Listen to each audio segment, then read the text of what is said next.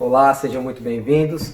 Meu nome é Marcos Cruz, sou esposo da Joyce Cruz, somos pais do Murilo e da Angélica. Estamos aqui na MCI, nessa família, aqui em Setúbal. E se você ainda não conhece a MCI, quero aproveitar e já te fazer um convite. Venha conhecer a nossa igreja, venha conhecer essa família e fazer parte dela. Hoje para mim é um privilégio muito grande poder participar desse evento, nesse dia que reservamos para adorar o nome do Senhor, glorificá-lo e render toda a adoração que Ele merece. E eu creio que você vai ser muito abençoado nesse dia de hoje, porque serão muitas palavras ministradas, orações em favor da sua vida, testemunhos edificantes, e eu acredito que você vai ser muito abençoado, sua família vai ser impactada de maneira poderosa. E a minha participação aqui hoje é compartilhar com vocês uma palavra. E eu gostaria de compartilhar com vocês a história de Abraão. A história desse homem está registrada no livro de Gênesis, a partir do capítulo de número 11. E é um das personagens mais importantes da Bíblia. Abraão é conhecido como o patriarca do povo de Israel, é conhecido como o pai da fé. E a história dele é uma história muito peculiar. Deus chama Abraão do meio de sua família. Ele vivia com sua família numa região chamada Ur dos Caldeus, na antiga Mesopotâmia. E ele vivia ali com seu pai, com seus irmãos. E Deus chama Abraão e pede para que ele saia do meio de sua família, saia do meio da sua parentela e vá para uma terra onde Deus haveria de mostrar. Só que interessante ressaltar que quando Abraão ouve a voz de Deus, não era muito comum naquela época e naquela região principalmente, ouvir a voz de Deus. Era uma região dominada pelo paganismo, onde se cultuavam todos os tipos de deuses, e não era muito normal se ouvir a voz de Deus. Mas em meio a todas aquelas vozes, ele conseguiu ouvir a voz de Deus. E é algo que eu gostaria de ressaltar aqui e que eu acho muito interessante. A gente só consegue ouvir a voz daqueles que nós estamos habituados a ouvir. Por exemplo, você que é pai, se seu filho estiver no meio de outras crianças e ele cair, ou ele chorar, ou ele der um grito e te chamar pai ou mãe, você vai reconhecer a voz. Por quê? Porque você ouve a voz do seu filho todos os dias. E se ele gritar por você, num grito de socorro, você vai reconhecer a voz dele. E com Deus é assim.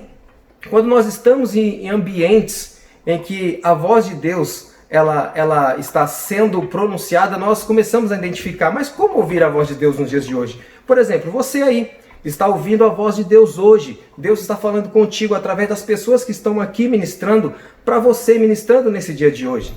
Se você vier até aqui a MCI, você também ouvirá a voz de Deus. Então, existem ambientes em que Deus faz questão de falar. Ah, mas Deus não fala comigo aqui na minha casa? Deus fala com você na sua casa. Mas há ambientes em que Deus fala de maneira mais forte e aí você vai poder ouvir de maneira mais fácil também.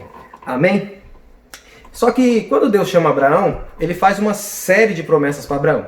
Ele diz que vai dar a Abraão uma grande terra, vai dar a Abraão uma grande descendência, e que Abraão, ele não só receberia bênção, mas ele seria fonte de bênção, ele seria uma bênção, a ponto de Deus dizer a ele que bendita seria todas as famílias na terra em Abraão.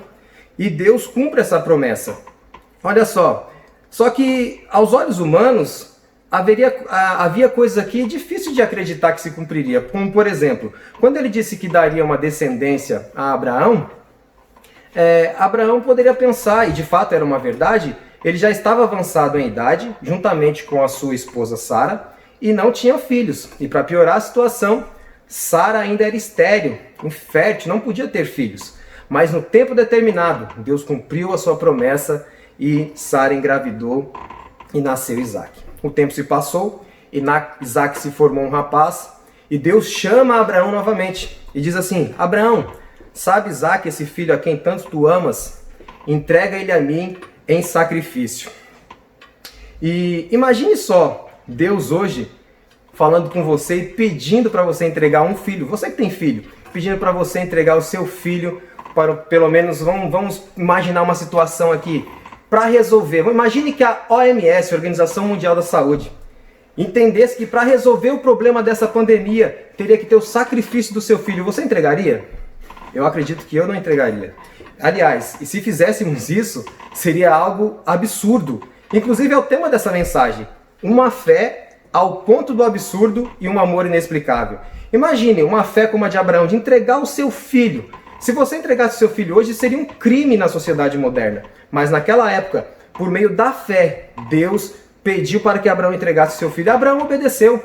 Deus disse assim, é naquele monte que você vai fazer isso. Abraão pegou o seu filho, mais 2 empregados e foi até o local determinado. Chegando lá, ele preparou tudo que era necessário para o holocausto, para o sacrifício. Estava ali o altar, estava a lenha, estava o cutelo, e o menino olhou para o pai e disse, pai, estão todos os elementos do sacrifício, mas aonde está o cordeiro? E Abraão disse assim, Deus proverá para si o cordeiro. Agora veja só, ele, após falar isso, amarra o menino, diz a palavra de Deus, coloca-o sobre o altar, pega o cutelo em sua mão, e quando ele vai para desferir o golpe, uma voz do céu diz assim, Abraão, Abraão, não faça isso, pois vi que temes ao Senhor e que não negastes o seu único filho por amor de mim. Olha só que coisa maravilhosa. Deus prova a Abraão e ao mesmo tempo providencia que ele não faça o sacrifício. Quando ele acaba de ouvir a voz do Senhor, ele ouve um barulho e ao seu lado ali havia um cordeiro preso nos arbustos. Ele pega o cordeiro que substituiu Isaac e sacrifica o cordeiro em holocausto ao Senhor. Mas uma coisa que é muito interessante é que essa história se repete séculos depois no Novo Testamento. Deus olha para a humanidade caída, mergulhada em seus pecados, e fala assim, a única forma de eu resolver e salvar a humanidade, salvar os homens e mulheres que estão nessa terra, é eu realizando um sacrifício. E não é um sacrifício comum, tem que ser um sacrifício de alguém puro, um sacrifício de alguém que não tenha pecado, como Isaac, um filho da promessa, um fruto de um milagre. Jesus também foi um fruto de um milagre.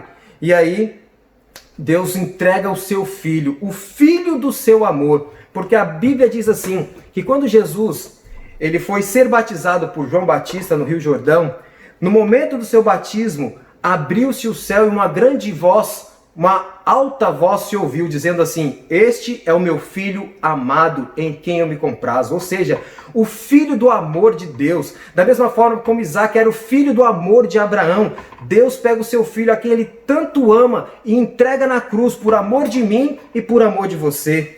E veja só, o que Deus quis provar com isso? Porque quando Deus chama Abraão, ele prova a fé de Abraão. E Abraão responde em fé. Uma fé ao ponto do absurdo, como eu disse. E ele responde ao pedido de Deus. E Deus vendo aquilo, Deus providencia um cordeiro em substituição ao sacrifício de Isaac. Então, naquele momento, Abraão fala assim, esse nome, o nome desse monte será o Senhor proverá. Então Deus proveu. Agora, o que Deus quis provar com isso? De mim nada, de você talvez nada, mas ele quis provar para ele mesmo o seu amor por mim, por você e pela humanidade. Porque diz a Bíblia em João 3,16 que Deus amou o mundo de tal maneira que deu o seu Filho unigênito para que todo aquele que nele crê não pereça, mas tenha vida eterna. Olha só a expressão, deu o seu Filho. Foi um ato de voluntariedade, foi um ato espontâneo. Deus não quis provar nada para ninguém, a não ser para si mesmo, o quanto ele ama a humanidade. E ele entregou por amor de mim e por amor de você. Agora você poderia perguntar, ok, mas quais são os benefícios que eu tenho em aceitar esse sacrifício? Primeiro, remissão dos seus pecados. Se você é um pecador, Deus só te perdoa através do sacrifício de Jesus. Se você anda em escuridão, Jesus é a luz para a sua vida. Se você tem sede, Jesus ele é a água para a sua vida. Se você tem fome, Jesus é o pão para a sua vida. Eu não sei quais são qual é a escuridão, que tem tomado conta da sua alma. Eu não sei se é uma escuridão emocional. Eu não sei se é uma escuridão por falta de perdão. Eu não sei se é uma escuridão por traumas de infância. Eu não sei se é uma escuridão por traumas até mesmo da vida adulta, por decepções amorosas. Eu não sei qual tipo de escuridão que você vive, mas Jesus, ele traz luz para a sua alma. Ah, você está com a alma cansada? Jesus também tem descanso. Ele diz assim: vinde a mim, vós que estáis cansados e oprimidos, e eu vos aliviarei e darei descanso para as vossas almas. Jesus tem descanso para a sua alma. Jesus, ele foi o sacrifício para te trazer todos esses benefícios. E ainda é só o começo, porque se você de fato aceitar esse sacrifício na sua vida, a sua vida vai ser transformada de uma maneira poderosa. A Bíblia diz que quem está em Cristo deixa de ser aquela criatura que as pessoas conheciam. Você provavelmente deve conhecer alguém que se converteu ao cristianismo, que aceitou Cristo como Senhor e Salvador, e você fala assim, nossa, aquela pessoa mudou. Mudou realmente, porque ele deixou de ser aquela criatura para ser uma nova criatura. A Bíblia diz que quem está em Cristo, nova criatura é. Então aceita o sacrifício de Jesus, aceita o sacrifício de Deus, entregando seu próprio e único Filho por amor de mim e de você, para que você venha ter vida e vida em abundância. Essa é a promessa de Deus para você. Deus proveu na vida de Abraão, e Deus quer prover na sua vida muitas coisas. Você, de repente, nesse momento de crise que está vivendo o mundo, crise na economia, crise na saúde, talvez isso te afetou diretamente, eu quero te dizer e profetizar que Deus tem provisão para a sua vida. Porque a Bíblia diz assim, busca primeiramente o reino dos céus e a sua justiça, e todas essas coisas vos serão acrescentadas. Esse texto está falando exclusivamente de coisas básicas da nossa sobrevivência. E de repente está até te faltando o básico. E se for o básico que está te faltando, Deus tem provisão para a sua vida, porque Deus provê. Mas como que posso receber provisão? Agindo com obediência, como Abraão. Obedece, use a fé. Use a fé em Deus e você vai receber provisão da parte de Deus para a sua vida. Eu creio nisso, eu creio nessa palavra, eu vivo isso, os irmãos da MCI vivem isso. Nós estamos aqui partilhando o que nós vivemos e experimentamos. E o meu desejo é que você, a sua casa, a sua família seja extremamente abençoada, que a provisão de Deus te alcance, que o amor de Deus inunda o teu coração, inunda a tua alma e você seja tocado de maneira poderosa e ser uma nova criatura em Deus. Amém? Esse é o meu desejo. Eu quero fazer uma breve oração rápida para poder abençoar a sua vida e assim você continuar assistindo aí o próximo que vem para falar do amor de Deus para você. Amém? Senhor Deus, abençoe essas pessoas que estão nos ouvindo hoje. Que a sua provisão e o seu amor chegue nessa casa, chegue nessa família, que haja abundância, que haja provisão. Em nome de Jesus, que o amor inexplicável do Senhor chegue até essas vidas e cause uma transformação poderosa. É o que eu peço, em nome de Jesus. Amém. Deus abençoe a sua vida, Deus abençoe a sua família.